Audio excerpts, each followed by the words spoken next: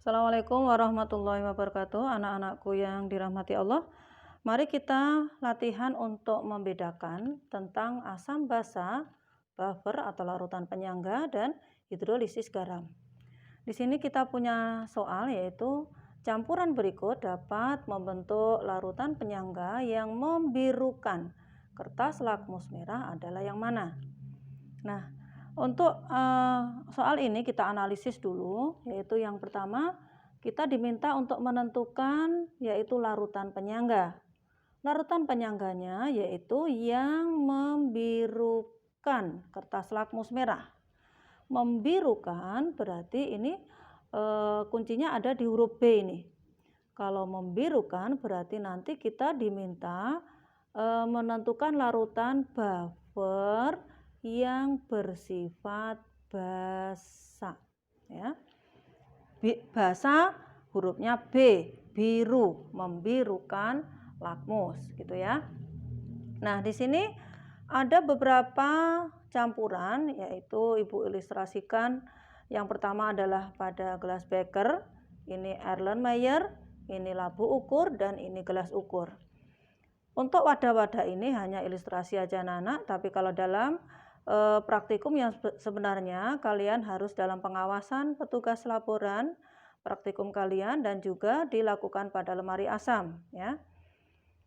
Nah, sebelum kita membedakan dari keempat wadah ini nanti akan menjadi larutan yang bersifat bagaimana, kita perlu mereview dulu tentang teori asam basa Arrhenius. Asam yaitu yang membawa sifat H+. Basa membawa sifat OH-. Asam-asam kuat hanya 7. Ingatlah aku hanya 7.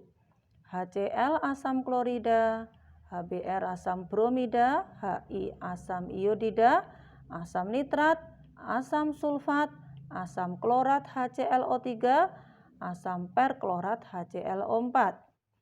Valensi asam adalah banyaknya ion H pada asam. Ini valensi 1, 1, 1, 1, dan hanya ini yang valensi 2 untuk asamnya. Sedangkan pada basa kuat, yaitu basa-basa dari logam golongan 1A dan golongan 2A kecuali BeOH 2 kali dan MgOH 2 kali, mereka adalah basa-basa lemah. Jika basa dari logam golongan 1A, maka valensi basanya 1 karena OH-nya 1. Tapi kalau dari golongan 2A, maka OH-nya 2 sehingga valensi basanya 2. Nah, selain asam kuat berarti adalah asam lemah.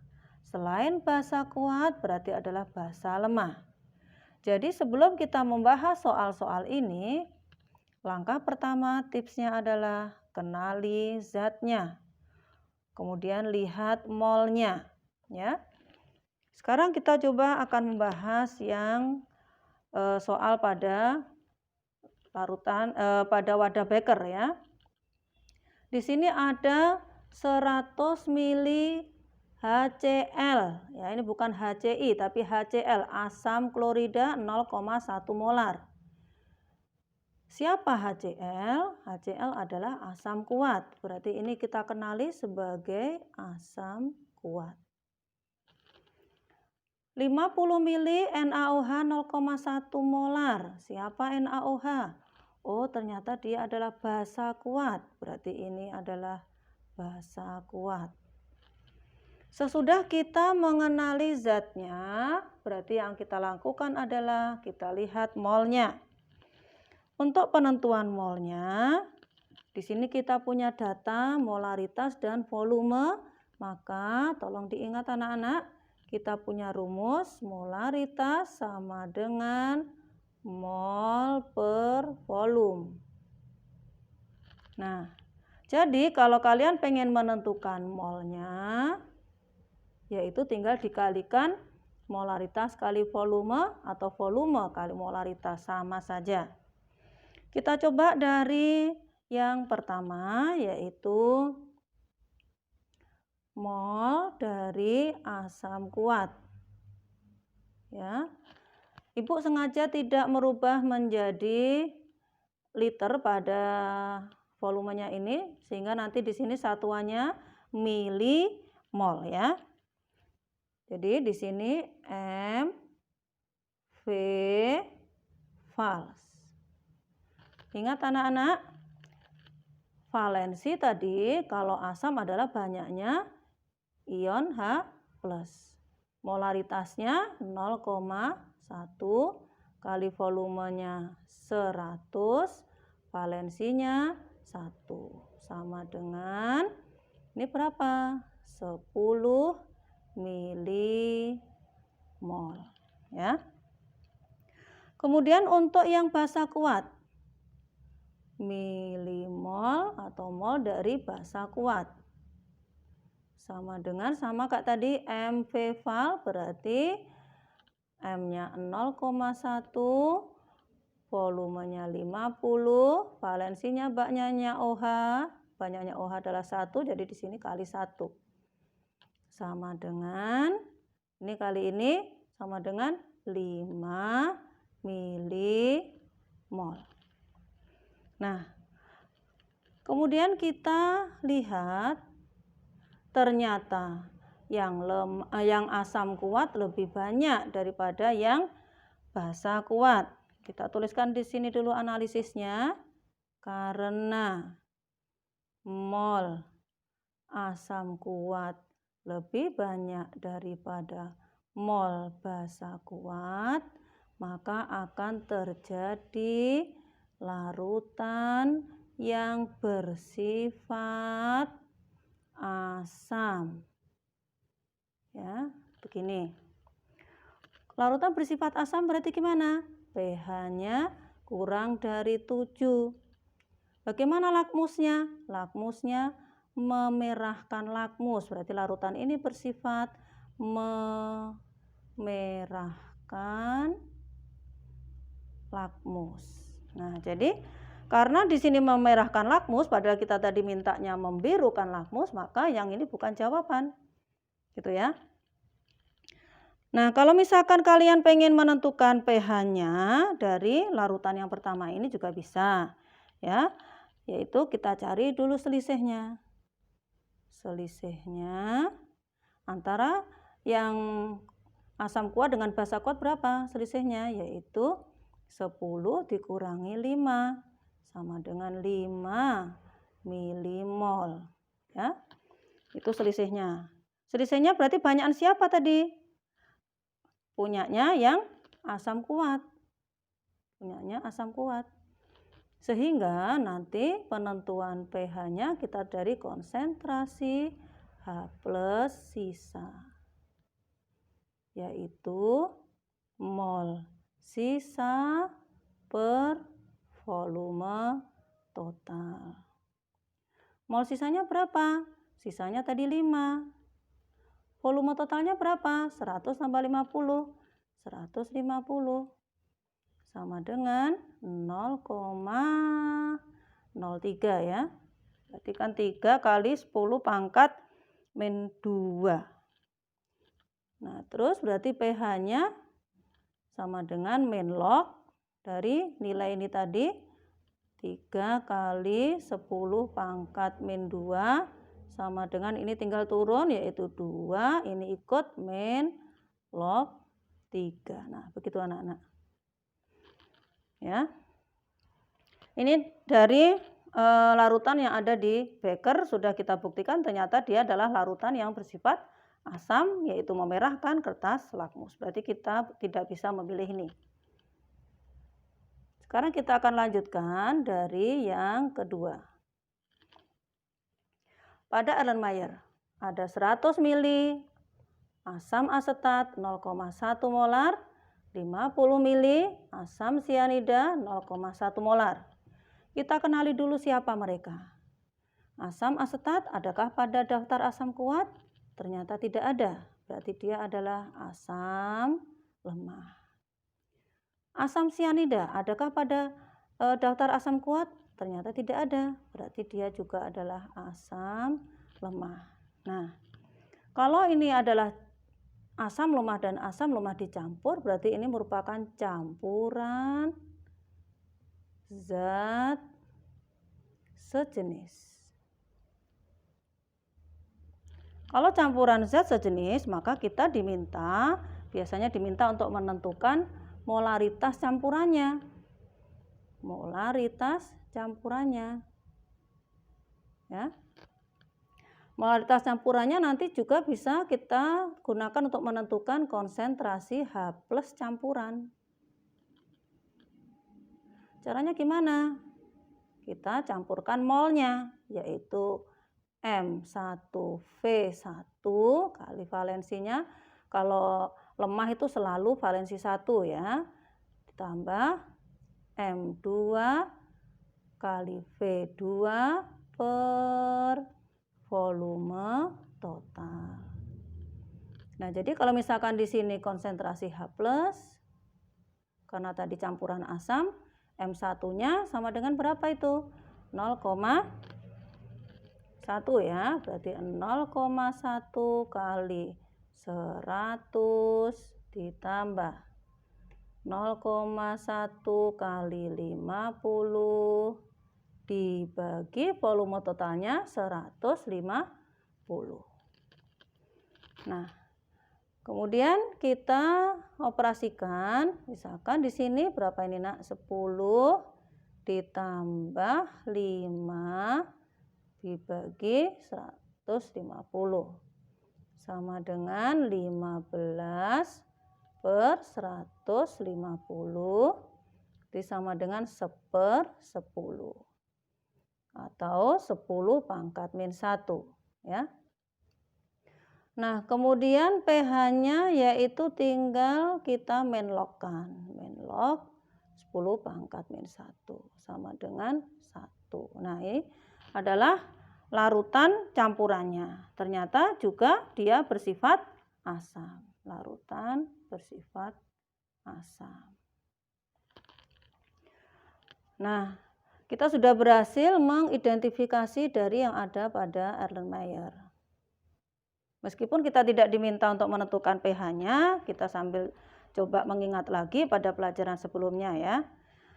Kemudian yang berikutnya yang ada pada labu ukur. Labu ukur itu biasanya kita gunakan untuk membuat larutan dengan molaritas tertentu, dengan ketelitian yang sangat tinggi gitu ya. Nah, di sini kita punya 100 ml asam karbonat 0,1 molar. Adakah pada daftar asam kuat? Ternyata tidak ada. Maka dia adalah asam lemah. 100 ml NaOH 0,1 molar. NaOH kita kenali ternyata dia basa kuat. Berarti kita tuliskan di sini basa kuat. Sesudah kita kenali zatnya, maka kita akan tentukan apa? Yaitu molnya ya. Seperti tadi, molnya yang pertama adalah mol lemah ya. Mol lemahnya ingat kalau lemah M kali V. Berarti sama dengan 100 kali 0,1 sama dengan 10 milimol. Kemudian mol kuatnya. Mol kuatnya sama dengan, ingat kalau kuat pakai valensi. M, V, vals. M-nya adalah 0,1 ya, 0,1 kali volumenya 100 kali valensi OH-nya sebanyak 1. Ya, ini valensinya. Sama dengan 10 milimol. Ingat anak-anak, yang lemah adalah 10 milimol, yang kuat adalah 10 milimol. Karena mol lemah ternyata sama dengan mol kuat, mol kuat, maka akan terjadi peristiwa hidrolisis.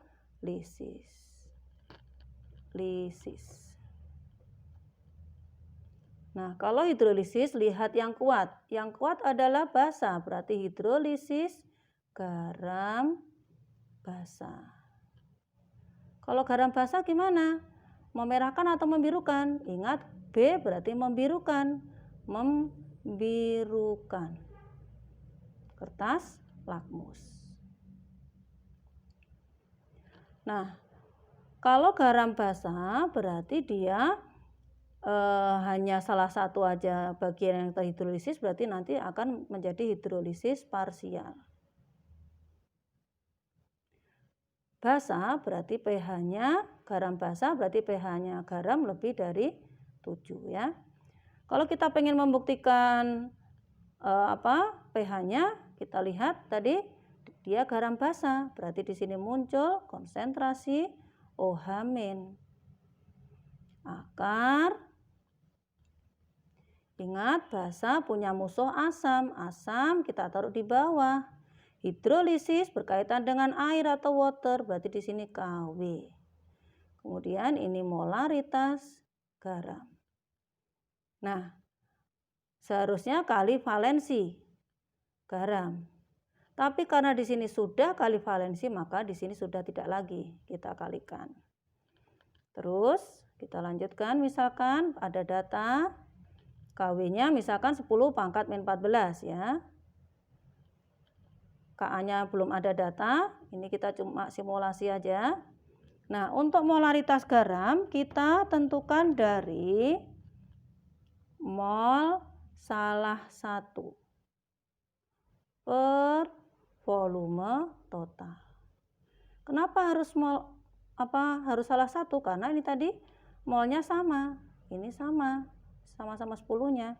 Mereka sama-sama habis bereaksi. Ya, habis hidrolisis begitu ya. Sambil nanti tolong kalian lihat pada video pembelajaran kita sebelumnya yaitu tentang hidrolisis. Maka kalau sudah ketemu konsentrasi OH-, kita akan dapat menentukan pOH-nya yaitu main log dari konsentrasi OH- yang sudah kita temukan. Tinggal pH-nya berarti sama dengan 14 dikurangi pOH. Ya, gitu ya. Nah, karena tadi ternyata dia adalah hidrolisis dan membirukan lakmus, padahal yang kita minta adalah larutan penyangga, berarti ini bukan jawaban. Ini bukan jawaban dari yang kita inginkan. Ya, tapi cara analisis kita seperti itu tadi ya Nana ya. Nah, ini tadi dia adalah sebagai, atau begini aja kita nyatetnya ya. Berarti dia terjadi peristiwa hidrolisis garam basa. pH-nya lebih dari 7. Yang kita minta adalah larutan penyangga atau buffer. Sekarang coba kita analisis pada larutan yang ada di gelas ukur. Ya, semoga ini yang benar ya. Kemudian dalam gelas ukur kita masukkan amonium hidroksida sebanyak 100 ml, 0,1 molar. Siapa amonium hidroksida? Adakah pada data basa kuat? Ternyata tidak ada. Berarti dia adalah basa lemah.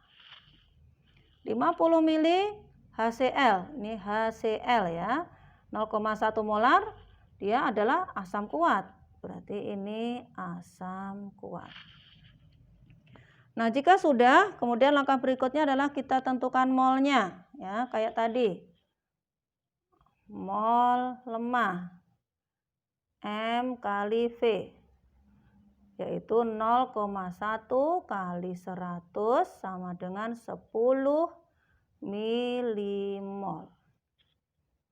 Kemudian mol asam kuat M V vals. Ingat, kalau kuat dikalikan dengan valensinya, yaitu sama dengan 50 maaf, molaritasnya 0,1 ya. Ini boleh bolak-balik boleh. Pokoknya kalian tidak boleh bingung. Molaritasnya adalah 0,1, boleh V kali M boleh, M kali V ya boleh. Kemudian volumenya adalah 50, valensi adalah banyaknya H+, berarti kali 1. Ini adalah valensinya. Sama dengan 5 milimol. Nah, kemudian kita analisis dulu anak-anak.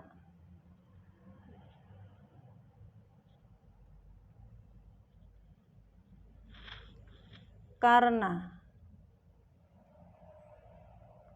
mol lemah lebih apa itu ya dibandingkan mol kuat, lebih besar daripada mol kuat, maka akan terjadi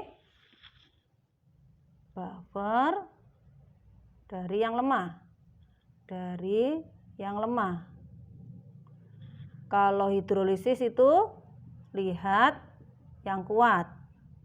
Tadi yang kuat adalah basa, maka di situ OH- garam basa. Tapi kalau buffer lihat yang lemah. Yang lemah adalah basa, maka akan terjadi buffer basa. Buffer basa berarti nanti dia membirukan lakmus. Ya. Nah, kemudian kalau kita pengen menentukan konsentrasi OH-nya, yaitu konsentrasi OH- sama dengan Kb kali mol lemah min kuat per kuat. Ini bisa kalian tentukan dari mol besar min kecil per kecil ya. Jadi Kb-nya tinggal kita tentukan datanya. Ada datanya di situ. Kemudian nanti kita akan bisa menemukan pOH yaitu min log konsentrasi OH-, kemudian pH-nya yaitu 14 min pOH. Nah, karena ini merupakan larutan buffer dan yang kita cari adalah buffer basa, maka inilah jawabannya. Alhamdulillah bisa.